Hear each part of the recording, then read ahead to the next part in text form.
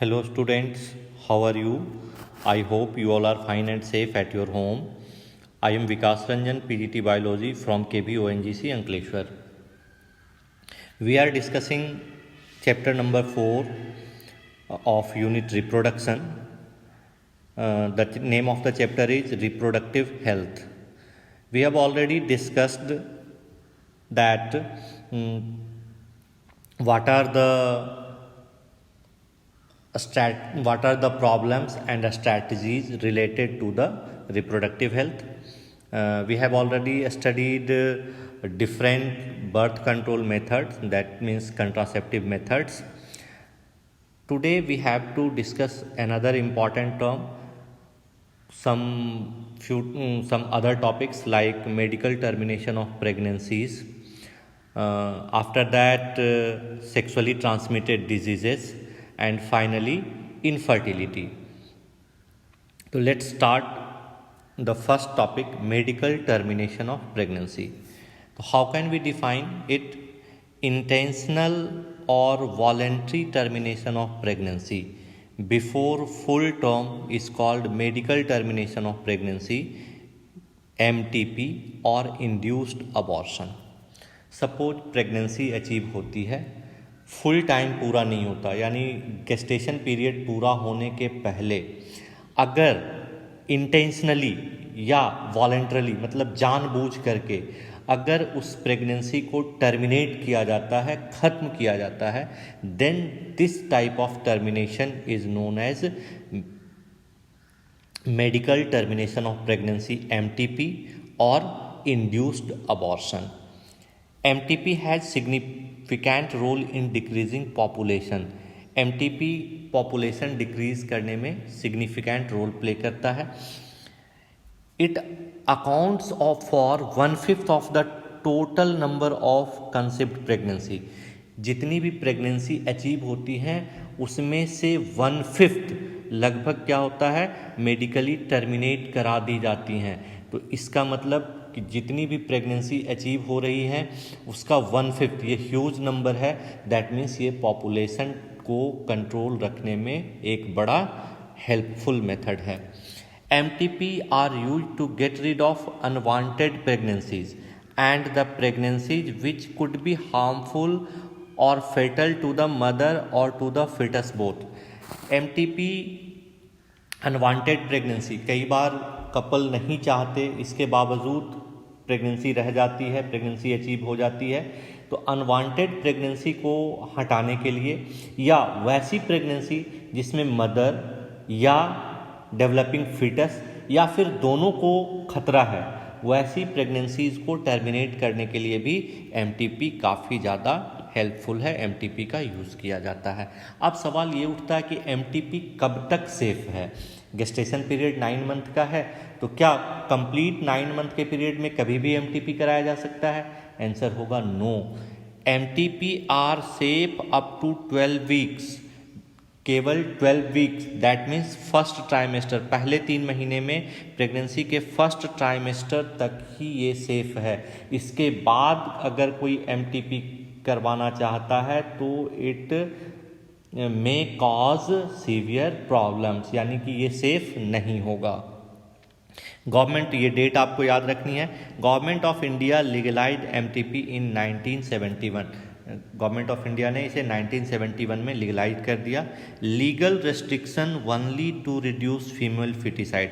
यहाँ पर लीगलाइज तो किया, लेकिन यहाँ पर रेस्ट्रिक्शन भी लगाया है कि अगर MTP का यूज़ फीमेल फर्टिसाइड के लिए केवल किया जा रहा है, यानी सेक्स डिटर्मिनेशन के बाद अगर MTP कराई जा रही है, देन ये इलीगल होगा. तो ये भी ध्यान रखना है आपको कि MTP अगर सेक्स डिटर्मिनेशन के बाद फीमेल फर्टिसाइड के लिए कराया जा रहा है, देन इट इज इलीगल.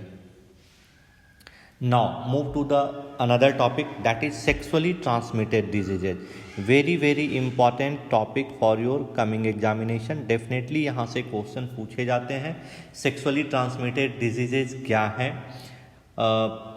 क्या इसके सिम्टम्स होंगे, कैसे ये फैलता है, यानी मोड ऑफ स्प्रेड क्या होगा, और फाइनली इसका प्रिवेंशन क्या होगा। डेफिनेटली यहाँ से बोर्ड एग्जाम में क्वेश्चन पूछे जाते हैं, तो आप इसे अच्छे से समझेंगे और याद करेंगे।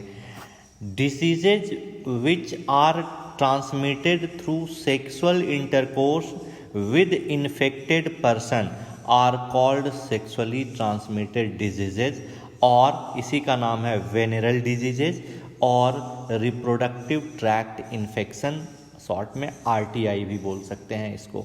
तो वैसी डिजीजेज जो ट्रांसमिट होती है सेक्सुअल कांटेक्ट के कारण। अगर मेल और फीमेल पार्टनर्स में से कोई एक पार्टनर किसी सेक्सुअली ट्रांसमिट किसी वैसे डिजीज से ग्रसित है, वैसी डिजीज है उसके पास जो सेक्सुअल कांटेक्ट के द्वारा दूसरे पार्टनर को ट्रांसफ़र हो जाएंगी, तो वैसी सारी डिजीजेज को हम कवर करेंगे या रखेंगे कहाँ पर, सेक्सुअली ट्रांसमिटेड डिजीजेज में। I repeat once again, diseases which are transmitted through sexual intercourse with infected person are called sexually transmitted diseases. These diseases are also known as venereal diseases, VD venereal diseases, और reproductive tract infection RTI, इनको इनके नाम से भी अलग अलग नाम से भी जाना जाता है। There are some examples, these are very very important, these are the examples, आपको एग्जाम्पल्स याद रखने हैं। क्या क्या हैं, तो gonorrhoea, syphilis, genital herpes, genital warts, hepatitis, AIDS, chlamydiasis, these are the sexually transmitted diseases. So you have to remember the examples of sexually transmitted diseases. Except hepatitis B, genital herpes and HIV infections, others are curable. इनमें से केवल hepatitis B, genital herpes और HIV का जो infection है, आज की date में इनका कोई भी उपचार संभव नहीं है, यानी ये क्यूरेबल नहीं है। बाकी के जो सेक्सुअली ट्रांसमिटेड डिजीजेज हैं वो क्या हैं, क्यूरेबल हैं। अब next important point is STD can transmitted through, यानी मोड्स, क्या क्या मोड्स होंगे, मोड्स ऑफ ट्रांसमिशन क्या क्या होगा। तो STD can be transmitted through क्या हो सकता है, तो sexual contact with infected person. पहला फर्स्ट पॉइंट इज, अगर कोई हेल्दी पर्सन सेक्सुअली कॉन्टैक्ट करता है किसको, जो इन्फेक्टेड पर्सन है उससे सेक्सुअल कॉन्टैक्ट बनाता है, देन हेल्दी पर्सन भी सेक्सुअली ट्रांसमिटेड डिजीज का शिकार होगा। यानी STD can be transmitted through sexual contact with infected person. Second one, sharing of needles और surgical instrument contaminated with infected blood. अगर किसी डिजीज पर्सन का यूज़ किया हुआ निडल या सर्जिकल इंस्ट्रूमेंट किसी हेल्दी पर्सन के द्वारा यूज़ किया जाता है, then there is also chance of STD। तो सेकेंड पॉइंट ये हो गया। Third is transfusion of contaminated blood.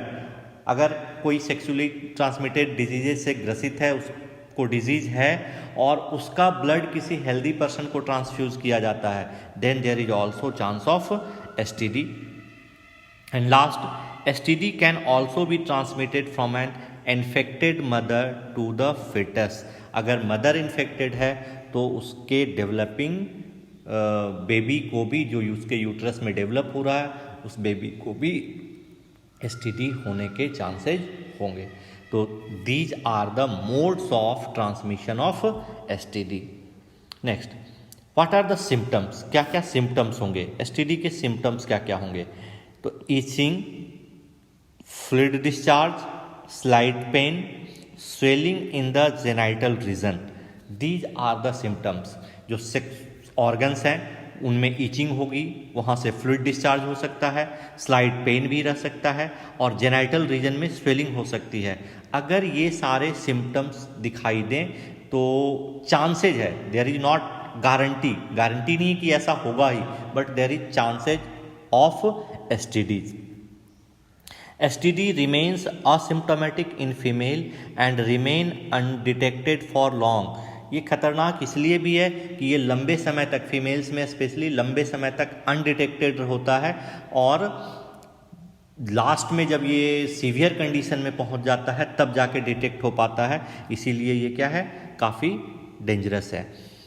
In the later stage it may leads, जब लेटर स्टेज में आ जाएगा, यानी डिजीज अपने एडवांस स्टेज में पहुंचेगी, तो पेल्विक इन्फ्लामेटरी डिजीज PID में कन्वर्ट हो जाएगी, यानी पेल्विक रीजन में इन्फ्लामेशन होगा। अबॉर्शन हो सकता है, अगर कोई फीटस डेवलप हो रहा है यूट्रस के अंदर, तो वो टाइम से पहले क्या होगा, उसका अबॉर्शन हो जाएगा, अबॉर्ट हो जाएगा। Still birth, what is a still birth? Delivery of a dead baby is called a still birth. Remember, note याद रखिएगा आप कि what is a still birth? The delivery of dead baby is called still birth. Ectopic pregnancy, infertility और even cancer in RT। What is RT? Reproductive tract. Reproductive tract का cancer भी हो सकता है। अब जो मेन पॉइंट है वो है प्रिवेंशन, कैसे बचा जा सकता है, STD से कैसे बच सकते हैं।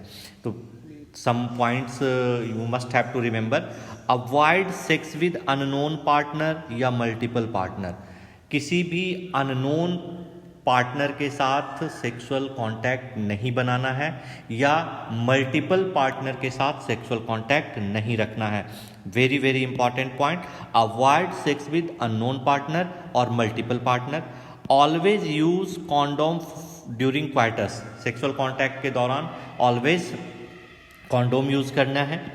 इन केस ऑफ डॉट, अगर कंफ्यूजन हो, consult with a qualified doctor for early detection.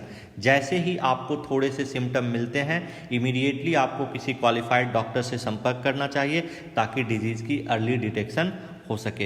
And last, get complete treatment if diagnose with disease. अगर डायग्नोसिस हुई तो आपको कंप्लीट कोर्स पूरा करना है मेडिसिन का। ऐसा नहीं कि थोड़े से भी सिम्टम में सुधार हुए तो ट्रीटमेंट बंद कर देना है, नहीं, कंप्लीट ट्रीटमेंट, जो कंप्लीट कोर्स है मेडिसिन का, वो पूरा करना है। तो यहाँ पर आपने समझा what are STDs, what are the mode of mode of spreading of STDs, what are the symptoms of STDs, and most important, how we can prevent STDs. Okay, next topic, infertility. It is also very very important topic for your board examination. आपके board examination के लिए ये बहुत ही important topic है। यहाँ से normal question और value based questions भी पूछे जाते हैं, तो टॉपिक को अच्छे से समझिएगा और याद कीजिएगा। What is infertility? Inability to give birth to a child or inability to conceive is called infertility.